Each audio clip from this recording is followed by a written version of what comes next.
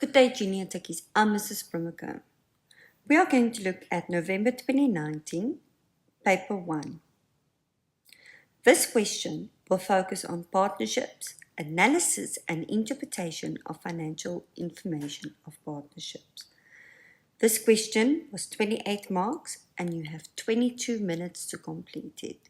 Again, make sure that you stick to this allocated time. You don't want to end up not finishing the paper. So when we're looking at analysis, we're looking at the following: profitability. How profitable is the company or the business? How well do we manage our expenses? How does the cost of borrowing money affect our bottom line? When we're looking at liquidity, can the business pay off its short-term debts with short-term assets? Is the working capital effectively managed? Solvency, can the business pay off all the debts in time? Does the total assets exceed the total liabilities? Return, what returns are the partners earning on their capital invested in the business? How does it compare to alternative investments? And financial risk, to what extent is the business financed? Is the business reliant on own capital or borrowed capital? So these are the things that we're looking at when we're looking at analysis and interpretation of the financial statements.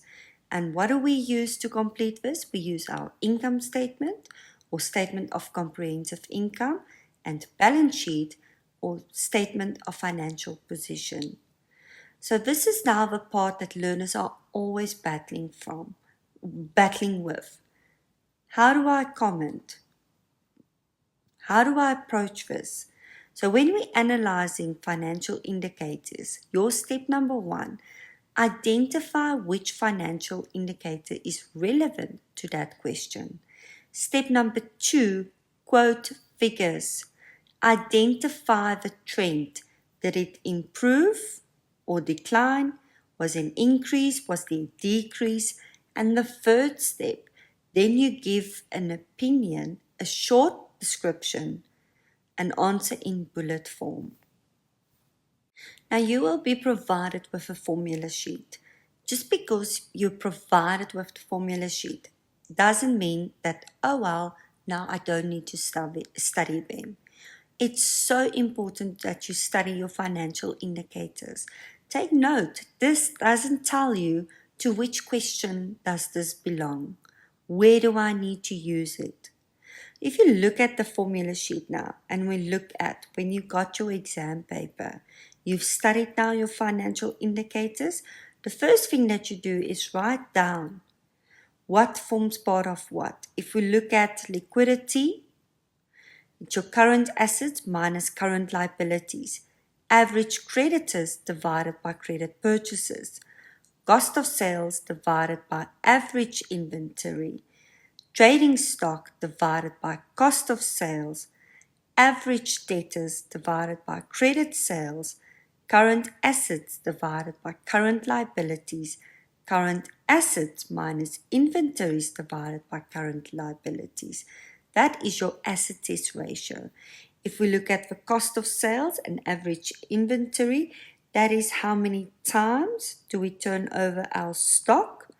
Trading stock divided by cost of sales is your stock holding period.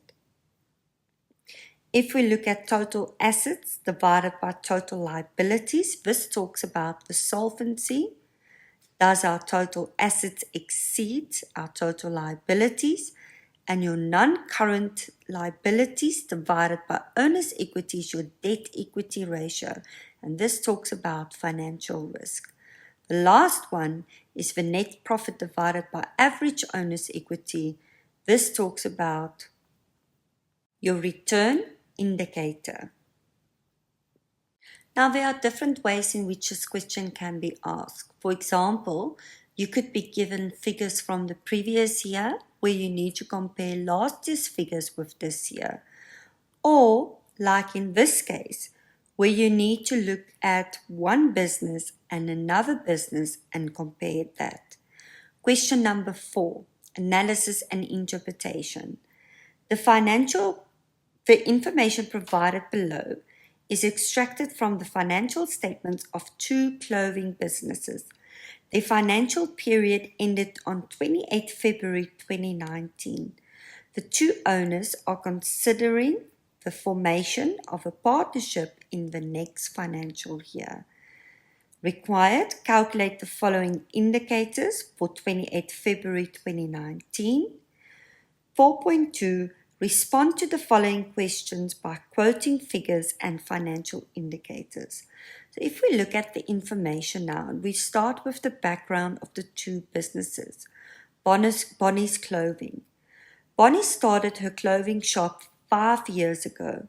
Her aim was to supply good quality clothing at an affordable price. She's passionate about providing good service, and she's efficient and hardworking. She has an accounting qualification and does all the buying, management, and administration of the shop herself. She employs only 1 salesperson to help her. Now, if we look at Clyde's boutique, Clyde started her boutique 3 years ago. She did a clothing design course after completing matric. She's passionate about colorful and fashionable clothing. Clyde spends most of her time socializing to keep in touch with latest trends and fashions. She has 2 employees working for her. One is a salesperson and the other does administration and preparing the accounting records. So you can see that there's 2 different businesses and both owners bring something else or has different qualities. Information B, extract from the income statement for the year ended 28 February 2019, the balance sheet on 28 February 2019, and then they provided you with following information was taken from the 2 sets of financial statements for February 2019. Information E, the balances and totals on 28 February 2018. That is not a mistake. That is the previous financial year. This is important to take note of because when we're calculating, for example, average inventory, it's the beginning plus end divided by 2. If we're looking at average debtors, beginning plus end divided by 2. Owner's equity, beginning plus end divided by 2. Every time you have to calculate average, it's beginning plus end divided by 2. When you look at how the information is given, take note that they've provided Bonnie and Clyde. Bonnie and Clyde. Ensure that you use the correct information in the question asked.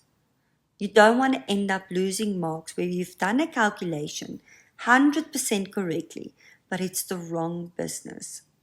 Question 4.1. Calculate the following indicators for 28 February 2019.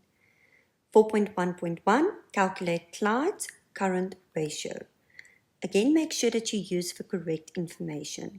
Now, to calculate the current ratio, it's your current assets divided by the current liabilities. Now, they specifically ask for Clyde. Always be careful. Look for your bank overdraft. Bank overdraft forms part of your current liabilities. Now, if we look at how the information is given here, they provided the current liabilities to you. That consisted out of trade and other payables and the bank overdraft. So when you're doing your calculation now, you have to take your current assets, which consist out of inventories, trade and other receivables, and cash equivalents. So it's your total current assets divided by your current liabilities. This means that my ratio is 1,6 to 1. Your answer should always be to 1. Question 4.1.2 calculates Bonnie's stock turnover rate. Again, make sure that you use the correct information. Here we need to look now at Bonnie's Clothing. And to calculate the stock turnover rate, we need the cost of sales and we need our average stock. To get your average stock, it's the beginning plus end divided by 2. This is why we need to look at the extract from the income statement, and we need to look at the balances and totals on 28 February 2018. Starting with our cost of sales for Bonnie's was 1.3 million divided by the average stock. To get my average stock, we need to take the beginning plus the end divided by 2. 150,000 plus 130,000 divided by 2 equals 140,000. So, a reminder, beginning plus end. These are the balances on 28 February 2019. My inventories was 150,000 at the end of this year and 130,000 at the end of last year. This means that my stock turnover rate is 9.3 times. 4.1.3 Client's average debtors collection schedule. To calculate the debtors collection schedule, we need to know what is our credit sales and our average debtors. To find out our credit sales, we need to know what is the sales, but sales consist out of cash and credit, so be careful. Then they say balances and totals on 28 February 2018. The debtors balance was 95,000 for Bonnie and 310,000 for Clyde. We need to calculate the average debtors collection for Clyde. So we need to use the 310,000, and then they said credit sales 80%, and it applies to the current year as well. This means to calculate our sales, our credit sales, we need to take the total sales, 2.5 million, that's Clyde, times 80%. That means our credit sales were 2 million. Now we can find out the average debtors. It means beginning plus end, so starting with the balances on 28 February 2019, if we're looking at Clyde, the trade and other receivables amount was 344,000. The balance in the beginning for Clyde, 310,000. So we need to add 310. Divided by your credit sales times 365 days. Your average debtors, 327,000 divided by 2 million times 365 equals 59.7 days. Calculate the return on average equity by Bonnie's Clothing. So to calculate the average equity, the return on average equity, we need the net profit, which we'll find in the income statement or statement of comprehensive income. And we need the average owner's equity. Now, in a partnerships, average owner's equity would consist out of your current account plus capital. Now, in this question, remember that is still two separate businesses or different businesses, which is regarded as a sole trader, and they are thinking of forming a partnership. This is why when you look at the balance sheet on 28 February 2019 of each business, owner's equity consists out of capital, net profit, drawings. As mentioned earlier, I need the net profit, but that we can find in the statement of comprehensive income. But if you look at how the information was given here, the net profit was also indicated. So remember, we are busy with clothing, Bonnie's Clothing. So we need the net profit, 200,000, divided by average owner's equity. This means end of this year, 405,000 plus the end of last year, 385,000. This must always be in a percentage, so we need to times it by 100. To find out the percentage return, take 200,000 divided by 395,000 times 100 means my return is 50.6%. Question 4.2.1. Compare and comment on the liquidity position of the two businesses. Quote two financial indicators. So you have 6 options. You need to know what financial indicators forms part of liquidity. It is your current ratio, assets ratio, stock turnover rate, stock holding period, debtors collection, and creditors payment period. These are my options. If we start now, we start with the information from both companies and what was given.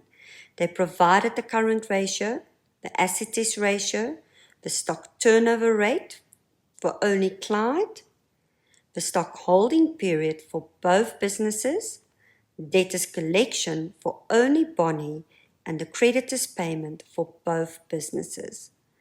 If you remember earlier, we needed to calculate the current ratio of Clyde, the stock turnover rate of Bonnie, and the debtors collection of Clyde.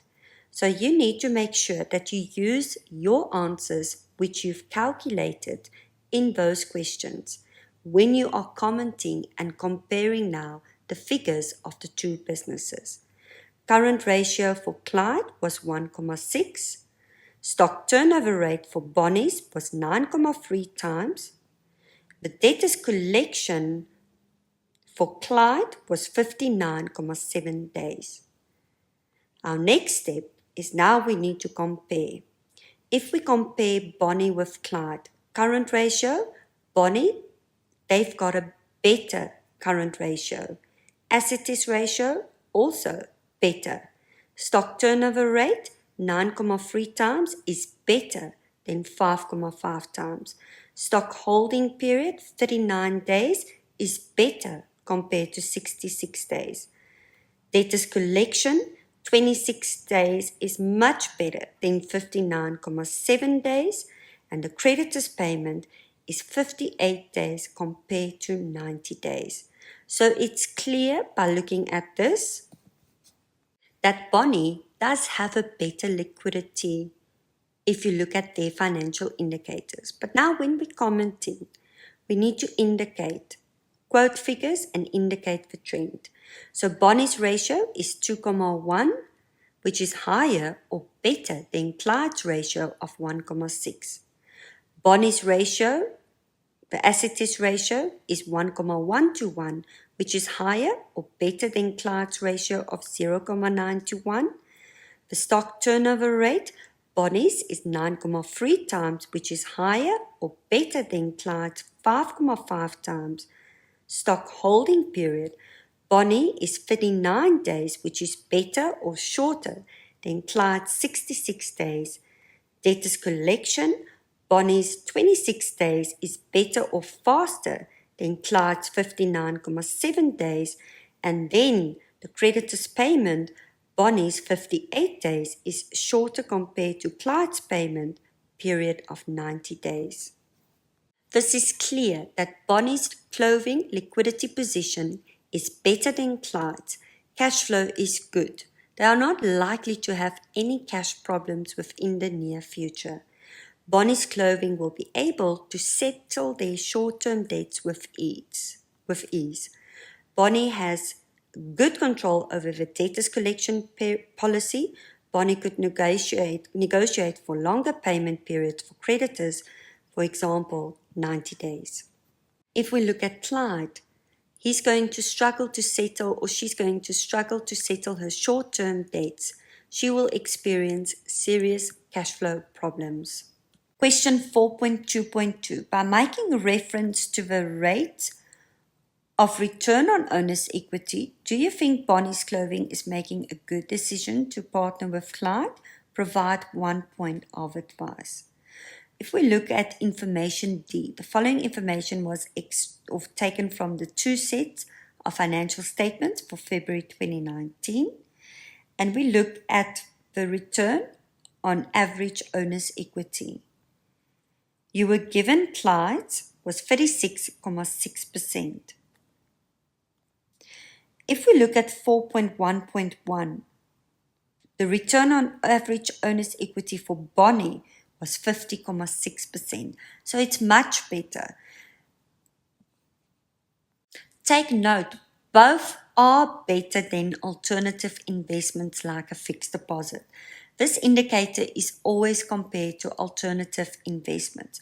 But now we need to compare these two businesses, because the question is asking, by making reference to the rate of the return on owner's equity, do you think Bonnie's Clothing is making a good decision to partner with Clyde? Provide one point of advice. So the decision to combine assets with Clyde is not good. Bonnie's return on equity is 50.5%. 50.6%. Make sure that you use your answer that you've calculated in 4.1.4. And it's far greater than Clyde's return of 36.6%, which means Clyde's business is less effective. So a point of advice is Bonnie's need to look for another partner or to continue running the business as a sole trader.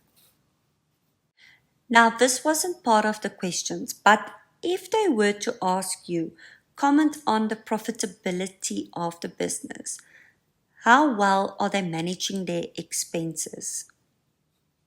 Which financial indicators is then applicable? And this is what you need to understand. Then we would look at our gross profit on percentage of cost of sales, gross profit as a percentage of sales, operating expenses as a percentage of sales, net profit as a percentage of sales. So these financial indicators talks about the profitability in a business. If I were to ask you, comment if which business is solvent or which one is not, or compare the two, then we look at number 6. If we're talking about financial risk, gearing, we would talk about number 13, the debt equity ratio. Learners often confuse the degree of solvency with gearing. Make sure that you understand the difference between the two. We have now covered all the questions in paper 1. So to summarize this, what you need to know, this is the content for paper 1. The topics that forms part of this is everything with regards to partnerships. We look at the theory, the ledger accounts, financial statements, analysis and interpretation. Fixed assets forms part of paper 1 and paper 2, and inventories is integrated into paper 1 and paper 2. So these are the topics. Make sure that you understand exactly what content forms part of paper 1 and what forms part of paper 2. This is your guidelines. Thank you very much. Next, we're going to look at the November 2019 paper 2. Have a wonderful day.